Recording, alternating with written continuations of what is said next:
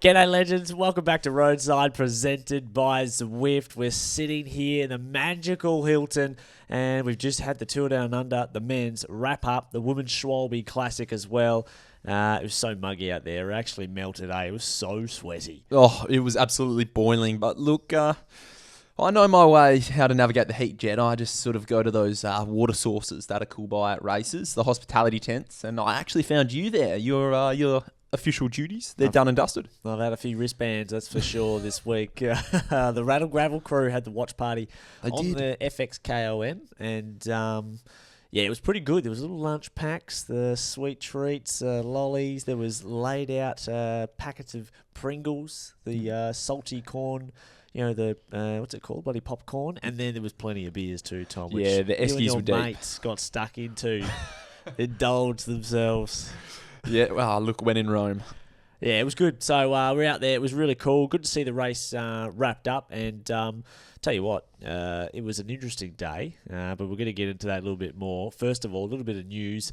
The Chicken Man, Mr. Lopez, El Patron, as they call him. We call him a cheat here in TDU because he's been thrown out of the race for those sticky boulders that we mentioned yesterday. If you watch the footage online, it's so bad, and it got clipped up, and it went around Eurosport. They ran it, and rightly so. He's out of the race. Couple hundred Swiss francs to pay as a fine from the UCI. But look, Trek. What are they getting out of having him roll around the last day? Nothing. So whatever. Yeah, no, for sure. And to be fair to Lidl Trek and Lopez, they did put out the statement and they said, "Yeah, we respect the decision," and fair enough. So that was the best. That's like just a 101 how to respond to something like that when you do something wrong. But there's some teams that don't do it as well as Lidl Trek. So for them, you got to say chapeau to their response. Not as good as in Bali, how we saw it back in the day. At I think it was the Vuelta 2015, where he was on the wrong side of a split in the first week, and he just held onto the car. He held onto the car, and he just took it across a 45-second gap. I'll find the video, and I'll put it on our socials. You got to watch it. It's so funny and so blatant. Nibali, you still love him, though, the big man. I'm a big fan of Nibali, the shark of Messina, as they call him. So, there you go. He's out of the race. A little bit of housekeeping before we start. Thanks, everyone, first of all, for listening and watching along of our coverage all week. It's been a big hustle to get these episodes done after often finishing work here at the TDU. So glad you've all been enjoying it. Now, we've got a Cadell Evans Gradation Road Race, men's and women's. We're going to do a preview when we get back to Perth next week. That'll be dropping before the race weekend because that's the 1st and 2nd of Feb. So look out for that one. Make sure you're following along on all podcast players, YouTube as well. And with that, I think it's time to get into our recap of today's stages and the overall for the men's GC. So we started off with the Women's Schwalbe Classic, the 90-kilometre circuit, the brand new addition to the Tour Down Under, I suppose, racing, festival as it was. And this one is a real juicy carrot for the UCI World Tour teams or any Pro Tour teams with 200 UCI points on the line for the winner. Yeah, it certainly does. It makes a lot of sense running a race. They've got all the women who obviously they're down here for Tour Down Under, and then they have, in the past, they loiter around and then they sort of ship off to Cadells, which is next weekend. Yeah, to Cadells. But there's a point of contention that I have with this, and this is more so to do with the organisation side of things, that the women, because obviously they've raced first, we've got to wait for the men, and then they're sort of, the teams are sort of waiting for the accommodation to become available at Cadells because they're having to pay for accommodation and everything. Down at the Novotel. That they get sort of shunted to one of the universities on the edge of the city. These very terrible accommodation in contrast to what the men get put up in either side of, sort of in between TDU to Cadells. There's a big level of disparity between the two, and it's something that I don't like to see, but this race today sort of helps fill that void. I actually know a lot of the riders are paying for their own Airbnbs. They don't want to stay at the accommodation provided. No shit, really? Yeah. So fair play.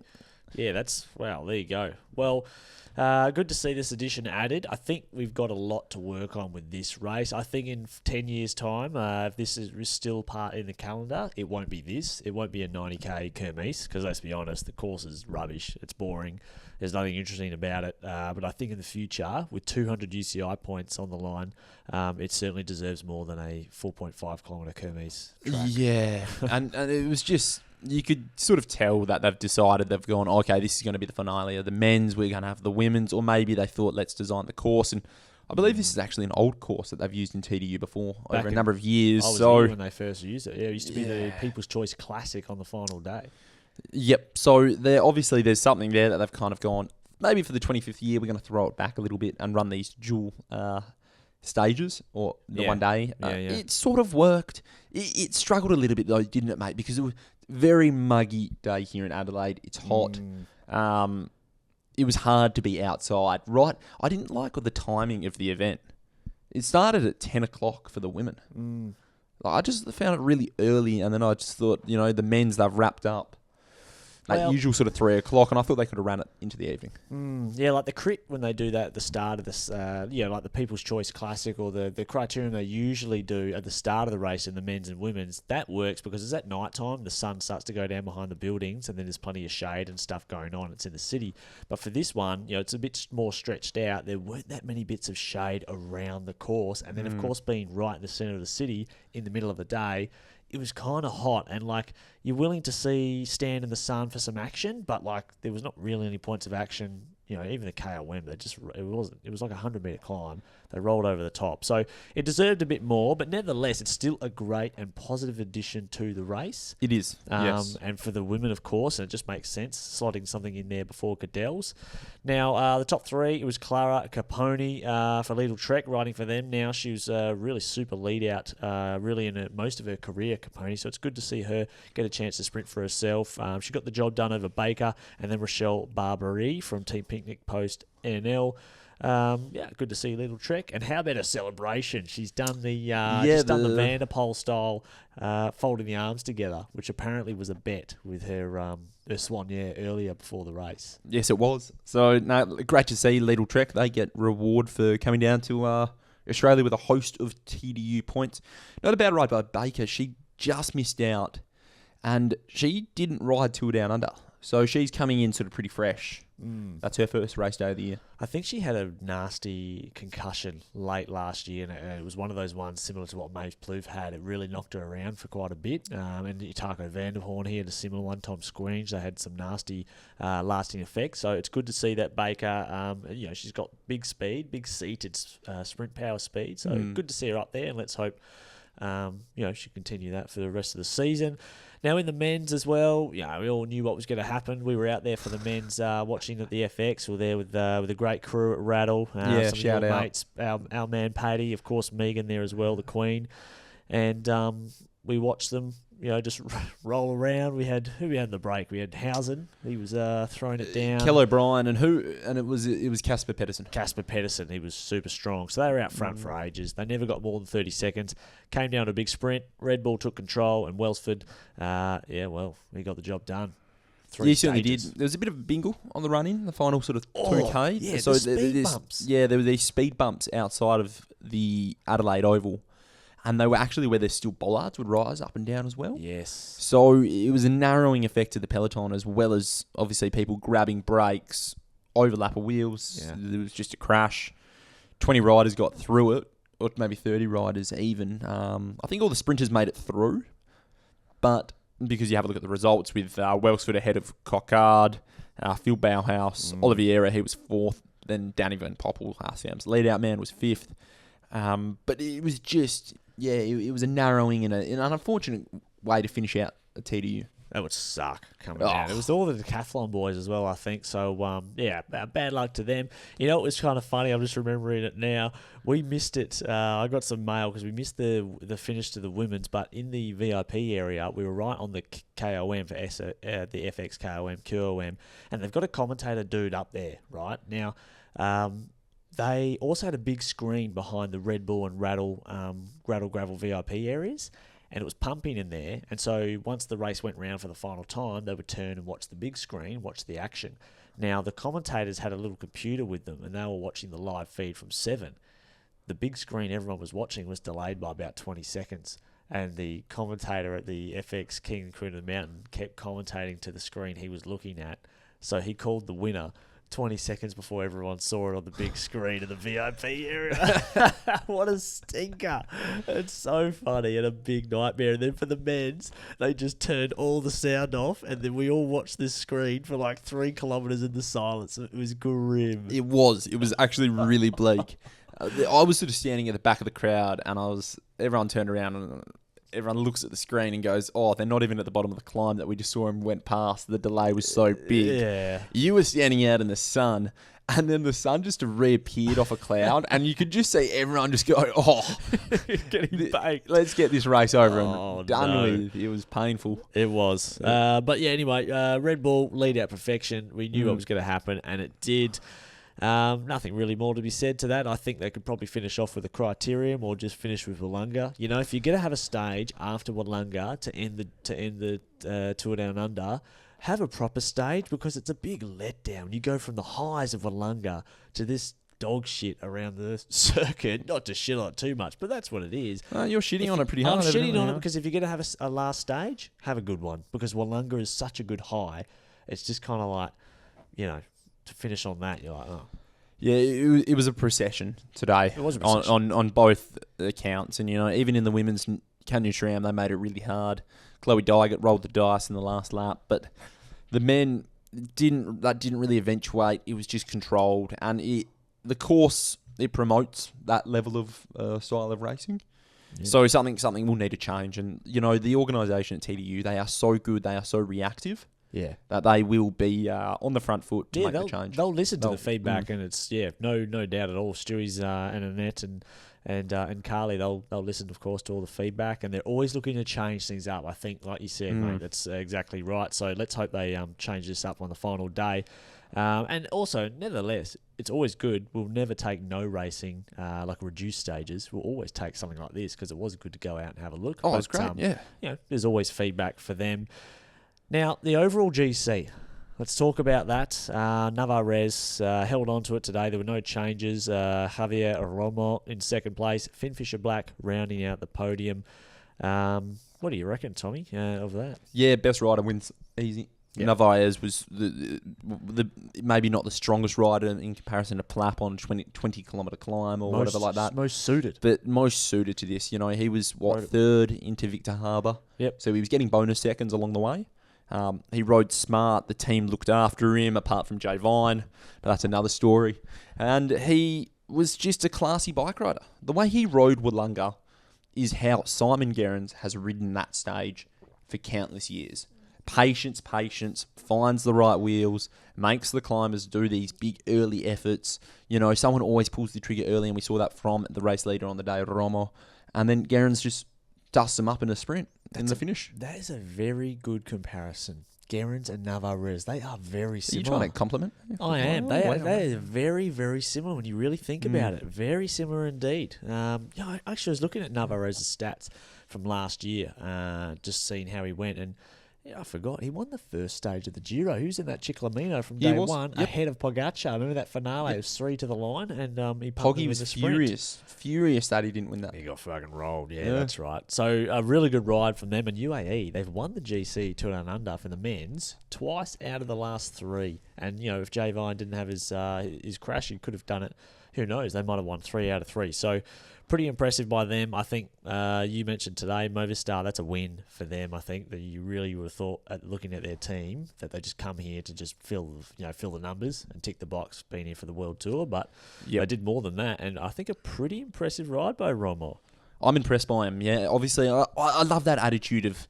He said he was working from September. He's just decided that. He's 26. He's been in the World Tour peloton for about 4 or 5 years. Yeah, from triathlon. Yep. So he's kind of gone, I need to get a result. Yeah. And you have to get a result. You have to show that you are either carving out the niche as a lead-out man or excelling at one little particular area. And then you've got to, or if not, you get that victory, you get that win. And then all of a sudden, he could be movie stars, man, for every year at Tour Down Under. If the course is always suited to him like this, then every year he will just run the same program, rack up the same UCI points. He'll have a long and successful career if he can do that. We've seen so many people do that. Absolutely. He didn't race outside of Spain until the 25th of February. He had about 20 race days last year in Spain before he started. Now, how about this? I'm sure everyone listening's never heard of Romo. No, never heard of him. I never heard of him. Have a look at this, mate. Last year, he was 12th overall in the Criterium de Dauphiné, and then gone into the Tour de France he was 23rd overall. That's pretty solid. Like, you can obviously ride if you can handle a lot of fatigue and be inside 23rd overall the Tour de France. You're not shit. You're You're definitely not shit. That's, Yeah. I mean, it's an hour and 42 minutes back, but it doesn't matter. Like, you can obviously ride and got a pretty good fatigue resistance there. But a lot of those guys in that sort of category, they have sort of been given a little bit of leeway, and they'll ride in, and it sort of doesn't make any sense to ride hard, but they sort of do because the top 20 at the Tour. Walter Burgos, it means a lot. He's been 7th, 2023. He's actually got some pretty solid results. I have to say, I'm actually impressed now looking at him. So let's see. Maybe he's going to start to kick it. He did come from triathlon, so maybe he might be a bit of a late bloomer. And he's a good-looking Spanish man too. He looks $1 million. He's got the big tan skin. He's got the haircut, the sharp jaw, and he's got shoulders like bloody Kruijswijk. Remember the big coat hangers? He's got a couple of coat hangers in his jersey. So well done to him. And then I think we're all very, very happy to see, particularly in his new team, Red Bull Bora Hansgrohe, Finn Fisher-Black, 3rd place on the podium for the GC. I think that's a great result. Yeah, love to see the young Kiwi take a step forward. Was at UAE, he actually got given TDU as his race as co-leader last year, but he was sick. I believe he even had it. He was coming off about a COVID. So to see him sort of come back and, you know, galvanise again with a new team and take a step forward. Great to see. And with shared leadership with Sam too. That's really, really well done. He put himself in all the right places. In the crosswinds, he was up the front. For bonus seconds, he was sprinting for bonus seconds. I think on the second or first stage, he did sprint, got 1 second. So he was active, always looking to be on the front foot.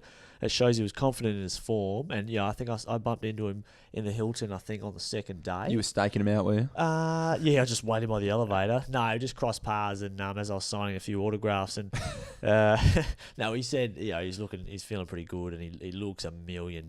So I think UAE Tour, he's gonna love that. I think we're gonna see if they're both on the start line. I'm sure they will be. I think Plapp and Finn Fisher-Black might have a little bit of a war on that Jebel Hafeet. Yeah, I think you're on the money there. Hey, absolutely. Do you reckon Robbie, speaking about bumping into people at the elevator, on the broadcast, all you hear is like Robbie McEwen. He's like, I bumped into him in the elevator this morning. And it's like, it just sounds like he's just ping-ponging up and down the elevator at the Hilton, just going back and forth, waiting for riders to get in. Great to bring him up, Tommy. So let's just source Robbie here for a second, because we were walking back from the stage today. Oh, this is all you. Stage, and we're walking past the finish line, and they of course got the Channel 7 team there. Then they're wrapping up the live broadcast there. They had Mark Beretta, the 7 host, who actually did quite a good job, I think, this year. And they had Robbie on the coverage, so obviously doing the final wrap up from the day. And we just had a look, and I had a look as I was standing on this booth with the cameras on him, and I had a look at him, and I was like, gee, Robbie's pretty evenly matched with Beretta on the height scale.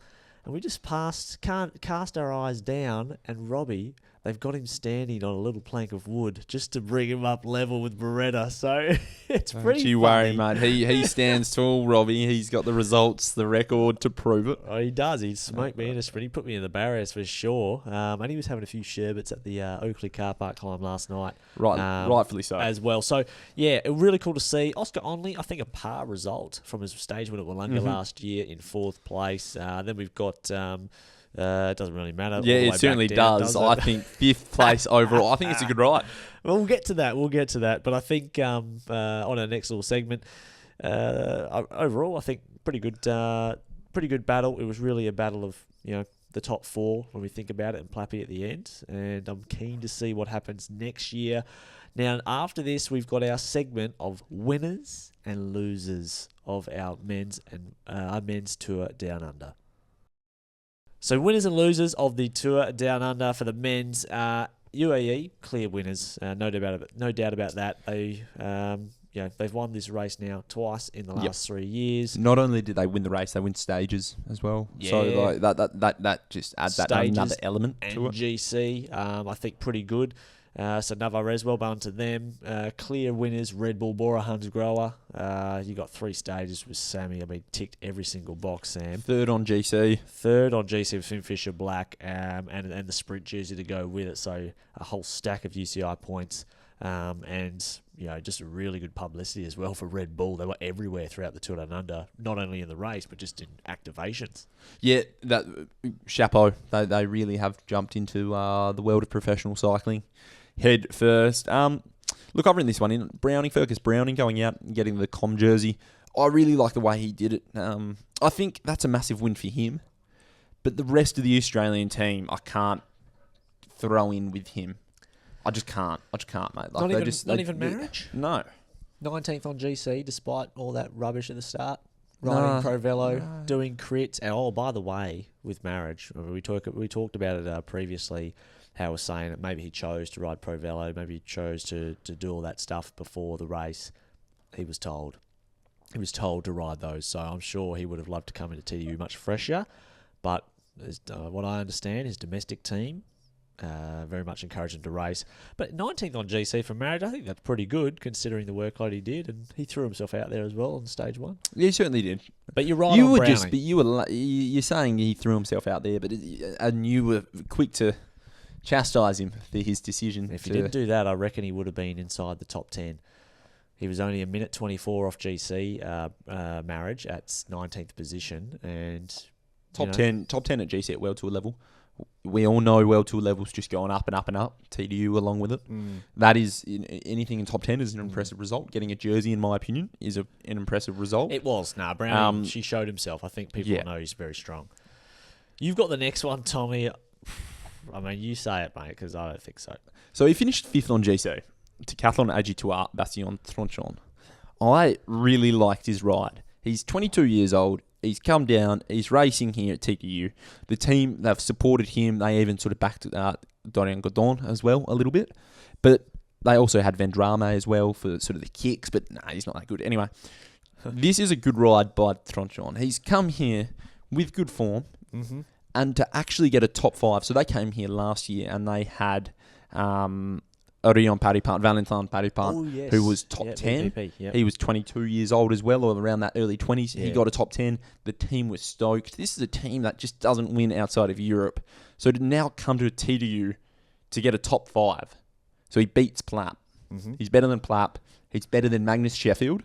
And we saw how good Ineos were on the Wollonga day, weren't we? They were good. They were very good. So to be better than all those guys... Well, who's getting it? Is the winners, is it Bastien or is it AG2R, Decathlon? It's both of them because they rode well as a team. On the first stage, do you remember, Tronchon, he actually was part of the 3-rider group with Browning and Marriage. He got those seconds. And he got the seconds and then went back. Yeah, very good racing. So I reckon that's a massive win for them. I think they're without O'Connor this year. They're sort of going into a bit of an unknown, not really having a big leader. So to go to the first World Tour race and get a top 5 overall, man, that's valuable. Yeah, I mean, I think they were nowhere, really. I think it's great. Fifth nowhere. It's a good result. They were 5th, mate. They weren't nowhere. They were better than Platt. They were, but also... Mate, it's all said and done. Better than Platt. One top 8 in the entire race, AG2R, in the stages. Only one top 8, and it was 8th. And they were riding for GC. I know, but you didn't know they were there until you pulled them out. But they're riding for GC. I can't get my head around that, mate. Where does it end? Where does the winners category end? We go down to 20th on GC? No. Okay, so it ends at 5th. Top 10. You only ever look at a top 10. Okay. Anything below, have a look at Harper in 15th. Yeah, that stinks. Ride it out. Doesn't matter. He, as soon as he was second round of Wollonga. Well, what about Tom He was Gloag? out the butt. Does he get winner too? Because he's coming back from a huge, really tough year. It's a very good ride by Tom Gloag. He's only 3 seconds off Mr. Truchon, and I reckon Gloag has had a lot more adversity to face. That's even just to, I couldn't care about how much adversity you've had to face. A top 5 at World Tour level is a top 5. Okay. Well, it's a clear line in the sand. I didn't know he was 22 years old, so that is interesting. And he's come in shape, so good on the Frenchie on him. Now... You hate that, hey? You do. I just so you didn't even know he was there. Yeah, man, I was following it all race. All right, okay. Decathlon, it's a good store actually. We went to the one in Rotterdam at the Tour de France Femmes. It was right near the start there, and they've got some shit in there. They've got a lot of stuff. They've got a lot of stuff. Good. They actually got very good bike bags, bike packing bags. Oh, okay. Yeah, they work really well. Now, what about losers of the men's Tour Down Under? I think it's safe to say, and I don't like saying this because I love Jayco. I'm a big fan of Jayco. But they had a stinker again. Tour Down Under. The last few years, it's been poor for them. It was bad. They didn't get anything. They got their best result was Plapp's effort on Wollonga, and a really strong effort. He did everything he could on his own, isolated. He got 6th on GC. They didn't bring a sprinter, and they were left with 0. Yep. Bad race. Yeah. The bad race, considering they had ambitions to come here and win the overall and to not win a stage, because they just don't have that makeup of riders. And Schmidt didn't really fire. Harper was there and just sort of didn't find the right moves. And yeah, look, it just didn't work for him, did it? They really tried. I'll give them that. They really tried and they had a crack, but it just didn't work. You know who they need to bring in their team? If we just sort of get up there, if we just get up their team for a second, I'm just going to click on their thing here on First Cycling While Stats. you're having a look at that, I'll keep pushing on. Premier Tech, they finished 10th overall with Rusty Woods, which I don't put down as an overall loss. I put down as kind of like a pass mark for them. They were coming here with the defending champ, Stevie Williams. He finished 8 minutes down. I reckon that's an L. That's a big L. I did see some of the journos running over to Israel after they were sort of packing up today, and I thought, there'd be some hard questions. There would be some hard questions. I think that's an L, a big loss for them. I mean, they should have had Brady Gilmore in the team anyway. I saw him at the Oka car park climb with Savannah. He said he was going to enter he almost entered the car park climb. He would have had a new set of reserve wheels, which I wonder if his team would have let him use it. They won't let him race. Doesn't matter, just give it a we'll see what let him get the wheels. Yeah, that's a loss for them. And also, I think loser, it might be a bit mean, but I think Jay Vine, 11th place, considering how well he was going at Nationals. He looked so strong on that climb, second by a couple of seconds in the ITT, clearly in form. Maybe it's not exactly like Platt, the best course for him, but you would have expected as a previous winner something a bit more from Jay Vine, 11th. And he didn't help Navarrez, did he? Didn't really give him a hand. And vice versa. Yeah, which you don't expect from the co-leaders, but it's not the result he was coming here for. It's not the result he would have wanted, and he came out and he's listed his reasons for why he didn't ride on, say, stage 3 for Navarrez. It's hard to... What did he say? Well, he said he had a flat tyre. So, I don't know. There's a bit of smoke there, and it reeks of bullshit, but I don't know. I wasn't there. So I'll wait and see. I love the puncher. Well, back to my previous thing with Jayco. Let's say next year they might be thinking about this. They must be thinking about this when they come around to the discussions for the following season. Like, I'm sure they'll be sitting in the boardroom and be like, boys, we need something. And the women's as well. But let's just focus on the men's here for now. What team do they need to send to the Tour Down Under to get a result? So do they want to focus on the sprints or do they want to focus on the GC? If they're focusing on the GC, they need to bring Platt. They probably need to bring O'Connor and have a two-pronged attack. Maybe, who else do they need to bring? I'm sorry, what's Platt's best result at a Grand Tour? At a Grand Tour, I think he had 2 top 5s on stages of the Giro last year. Yeah, and they weren't in the high mountains at all. They were all medium mountain breakaway days. Hard stages, though. Hard stages, Very but hard not stages. mountain stages. So they're never ever really given. It's always a 3rd, a 7th, and a 5th, and a 5th on the 19th stage as well. So he didn't just do it at the start of the race. He was with Navarrez and Vendram, who won that in the final there, ahead of Valgren Alaphilippe. That was that last stage, the 19th stage of the Giro, killed it. But the race doesn't suit Platt that well. So maybe it's O'Connor they send. They have to have Platt there, though. O'Connor goes to the Tour. No, I'm talking about the Tour Down Under. Oh, well, I think O'Connor will race Tour Down Under next year. Yeah, so that is my belief. What other but riders I don't know here? if he's a rider who will win TDU. Yeah, so what my they question don't have one. was, what riders do they need to send here? They need to go, no, stuff the GC. We just bring the sprinters. Got to get Dylan here or Matthews. I honestly think you just bring a sprinter to TDU. You bring your big sprinter. He comes down, gets a few wins on the board. You move on. Even the Matthews, maybe the bonus seconds. You bring him. Maybe the one year they stack the bonus seconds in the way it's enticing for him to come. But if they just worked as a team, I think they would have had a much better result all round. Yeah, no shit.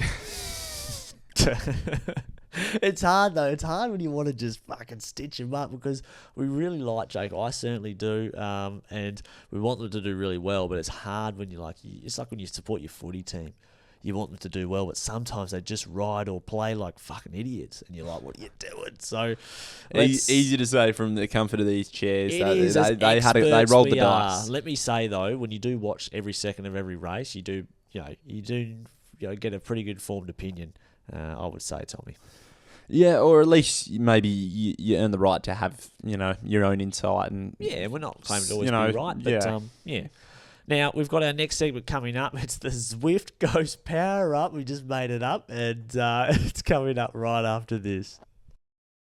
So this is our Zwift Goes Power Up segment, Tommy. Now we're going to pick the riders that were in the Tour Down Under. I'm going to pick 3. You can pick how many of you want, but I'll tell you 3 riders that you and everyone else listening were not aware were riding this race because they were just invisible. And your man in 5th and GC should have been one of them, I reckon. Yeah, most likely. That's why he had a good ride. Okay, so who have you got? Okay, I got Sergio Higuita. Oh, I had Higuita as well. Oh, the big Higuita monster. Way. What happened to him? He used to be like a Navarrez in himself. Fallen off the cliff, hasn't he? He finished 23rd on GC. Higuita. I remember I tried to talk to him at Wollongong Worlds, and I said, Sergio, they call you Higuita Monster. He goes, why do they call you that? And he didn't know how to speak English. He had no English at all, and he just said, I like it. And that was it. It gave me nothing. I wish I could have spoken his language, but I don't have it. You just went full nuffy, huh? Well, yeah. Just like when Cav was with us at the Pro Velo. I said, English? He said, see. I said, okay, all right. Evidently not. Well, yeah, apparently not. Okay, what about this? Nathaniel Tesfazion. Yeah, I knew he was in the race. Oh. Because Tesfazion, he rolled off the front on the Victor Harbour stage when Romo was by himself. He rolled off the front of the peloton and he sat like 50 metres in front of the peloton for like 5 minutes. And Romo was isolated. And it was coming up to that nettle climb. So, yeah, I knew he was there. I saw Tesfazion. It looked like he was on a date.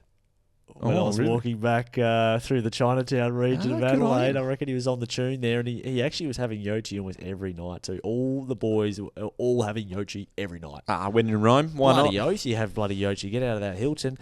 And what about this? Julien Vermont. Yeah, knew he was in the race. He's part of the lead-out team there. Vermont, he had an interesting story the last couple of years where he was hung out to dry. He was... He got a contract. He kept training too. He did. So Quickstep flicked him. Yeah. Didn't have a contract. He went down to south of Spain, trained by himself, paid for everything. And then Visma threw him a lifeline later on in the year when they had a few crashes and they needed a rider. And they always had, I think they kept one spare spot on their roster free. He's a dependable rider. Oh, look, he's just a strong Belgian who can just ride the front. My last one, mate, to be honest, was the whole movie star team. Hey, they just disintegrated when it mattered. I couldn't tell you any of the other riders except for Oromo. And they had Matthias Norgard. He was all right. He rode well. But was he in this race? Yeah, he was. So they had some strong riders, but they just sort of they just teleported out when they were needed. They did do the reverse Roglic teleport. So there you go. Hope you enjoyed that one. We hope you enjoyed our whole Tour Down Under coverage. We love doing the daily pods. Really do enjoy them. Going forward, we've got our Cadels coming up next week. We'll drop that on Thursday, I believe, and then we just go slot straight back into our fortnightly episodes throughout the entire year, every Wednesday. And what we will do is we'll actually drop our preview and race preview and recap sort of episodes and classics previews, that sort of stuff, Tour de France, previews, all of that. We'll drop those in addition to our fortnightly, sort of talk show for Roadside. Sounds like a lot of work, mate. I know. We're going to have to squeeze our sponsors and get a few more spondolos, as you would say, Tommy. We need a bike sponsor, mate. After all this riding I've been doing around here, I'm back. The problem with bike sponsors, and believe me, I'm being very close, and I've actually said no to one already. But the bike sponsors is really the one where you're always on the hook.